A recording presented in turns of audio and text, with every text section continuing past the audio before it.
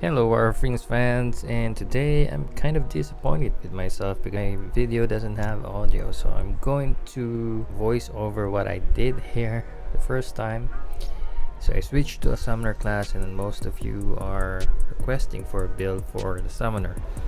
And the summoner is quite tanky from the start, so kind of enhanced the defense and tankiness of the summoner to make it more unkillable in battles. So what you're gonna see here is a build that's geared towards defense and survivability of the summoner.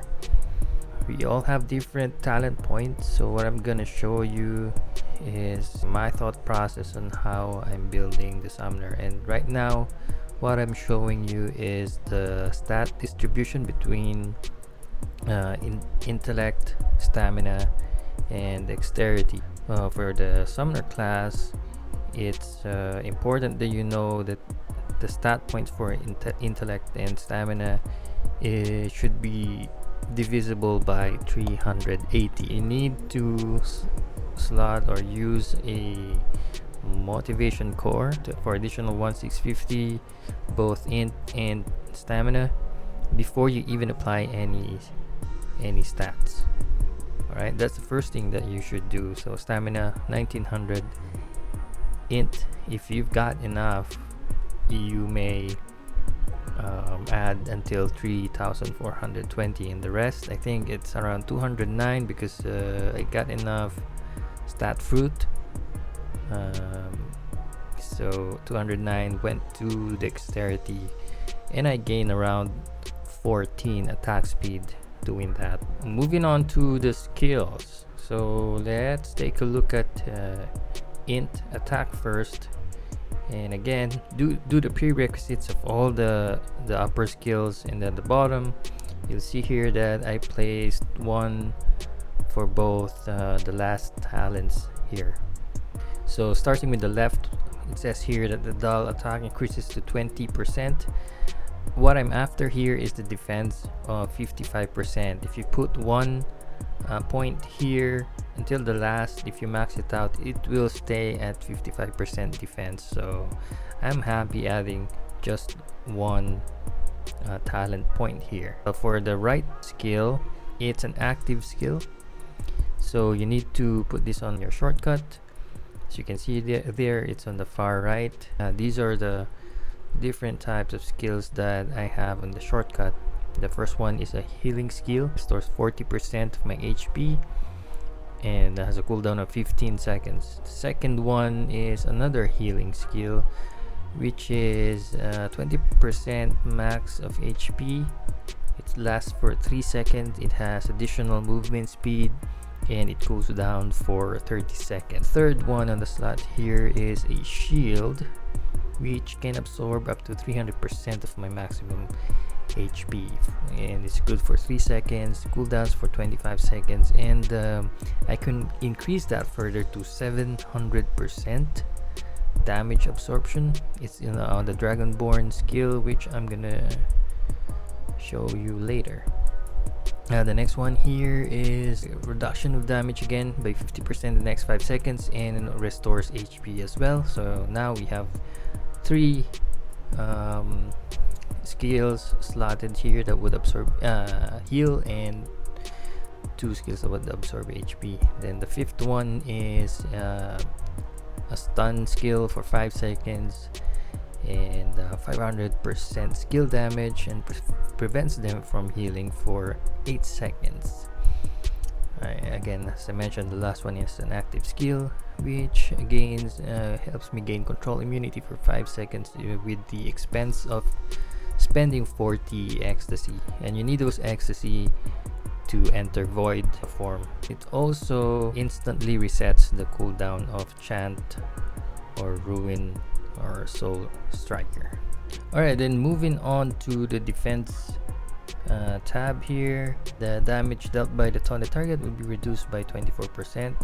I believe the maximum is gonna be 40%, but that 40% will only take effect if the doll has successfully taunted the target. So for me, it's not gonna be enabled all the time, so I didn't max it out. 22% is enough for me because it's only a chance. On the right side here, it's Vampire's Embrace is released. It gains 50% damage reduction, 50% damage reduction, and has a 96% chance to resist the next control effect for 5 seconds. You got a lot of control resistance effects here for the Summoner class. For the General tab, it's the same with my Assassin. You get all the prerequisites here. The only things to max out is damage up or HP skill and this damage reduction that has a wrong description. So it's important for me to have damage reduction again because I'm building a tank character. For the enhanced tab, again, get all the prerequisites here. The last skill on the left is a dull skill, and it can inflict debuff. Didn't max it out, as you can see here. On the right side, after using a Vampire's Embrace or Hug, the Summoner returns an additional 100% of blood. What this means is that I'll regain HP. It won't return damage equal to 100% of my blood to the enemy, but I'll gain 100% HP after hugging the vampire. For Runestone, this I believe is the Ire tab. I have everything at prerequisite,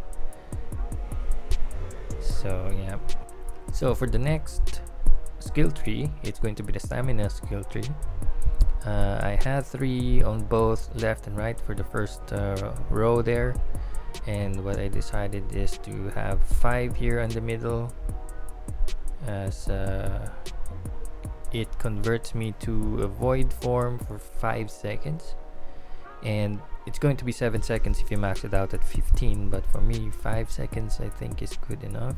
For the last row here, I have them both at 1, so under void form, have a chance to reduce the void form cooldown by 3 seconds. Damage dealt plus 1.2% stacks up to 3 times. Yep.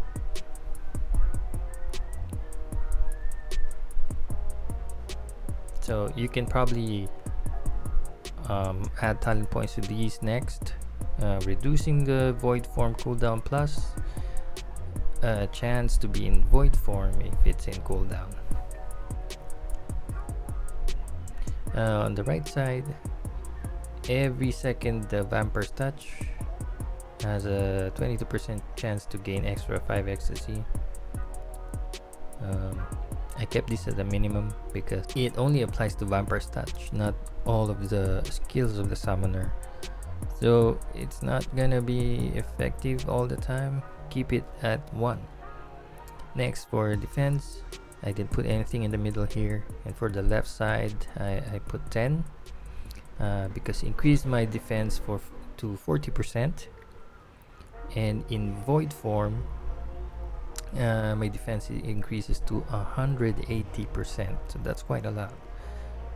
So earlier, as you saw, you may opt to reduce the cooldown of void form so that you'll always be in void form, or if you're not in void form, if it's in cooldown, you'll have a chance to be in void form for 5 seconds. Again, you can max it out to 7 seconds, reducing your wait time as well. On the last row here for defense, the left side, I have it at 1. Yeah. It reduces the cooldown of dispersion and redemption soul by 3 seconds, and at the end of dissipation or dispersion, that's the effect of the last skill here, but let's take a look at dispersion first.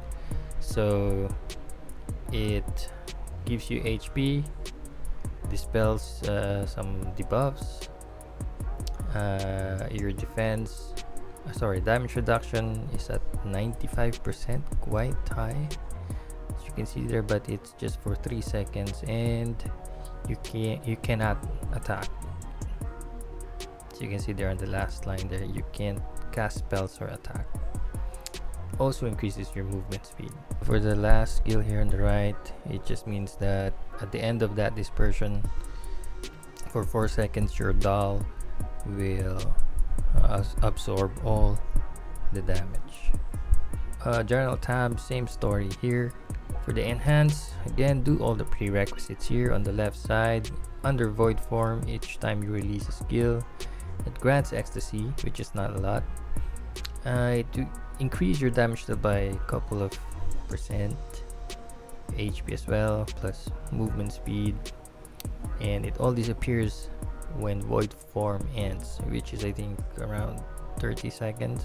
In here, Vampire's Touch, damage plus 20% and reduces target's max HP by 10%, while Summoner restores HP equal to 40% of Vampire's Touch damage. You may opt to leave these at 1 because it only applies to one specific skill, which is Vampire's Touch. For the Runestone, for the first 2 it's maxed out, then for the third until the 5th I had it at 10, which is the prerequisite.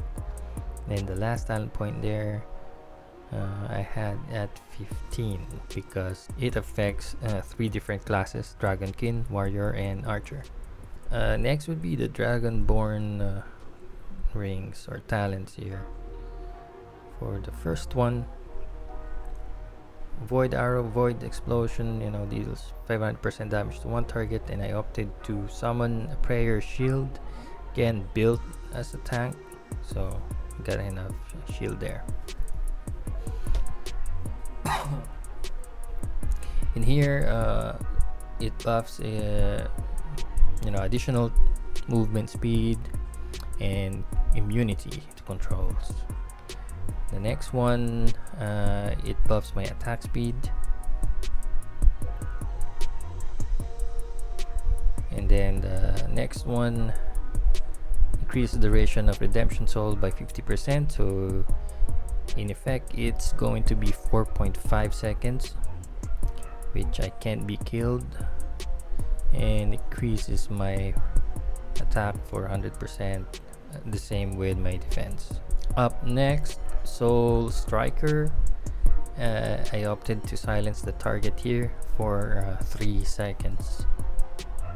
So I was thinking of using the last one, which stops the target from restoring HP, but even if I stop the restoring of HP there, the opponent would can still attack me and I could die. So again, I'm building it as a tank, so I'd rather survive the basic attacks rather than basic plus skills from the opponent. And here, as I mentioned earlier, I can increase the absorption by 700% of my maximum HP, and that's every time I had a mantra shield up. And that's why for the first Dragonborn, I wanted an automatic cast of that shield. And the next turns 10% of my damage into HP, 30-second cooldown, duration is 5 seconds. So I heal as long as I attack you, and these refreshes whenever a doll disappears. Next one releases a punch when battle starts. It has 30% chance to stun the target, and its cooldown is 30 seconds. But the skill I selected here is that the doll becomes frenzy. Each attack reduces Void Explosion, Void Arrow cooldown by 0.15 seconds, and if the Void Arrow cools down, and if it casts the skill, I'll have a Prayer Shield, which would absorb 700% HP. So that's how I build the Summoner, guys. If you have questions, if you've tried this build and you're successful, please let me know. If you're happy with it, share, subscribe, and I'll see you on the next video, guys. Thank you very much. Goodbye.